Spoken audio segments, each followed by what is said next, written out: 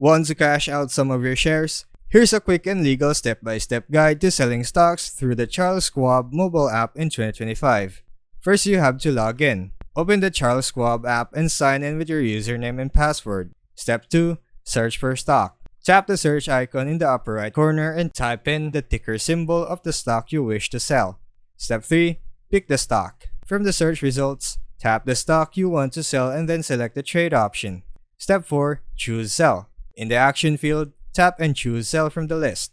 Step 5. Enter share amount. Type in the number of shares you'd like to sell from your holdings. Step 6. Set order type and timing. Pick your order type, like market or limit, and your order timing such as day or extended hours. Step 7. Review your order. Tap review order and carefully check the trade details to make sure everything is accurate. And finally, step 8. Place the order. If all looks good, tap place order to submit your sale request. Important reminders: for market hours, most trades are executed during normal trading hours, but Schwab also supports some after-hours orders depending on your order type. Settlement period: after you sell, it usually takes 2 business days for the funds to fully settle before they become available for withdrawal.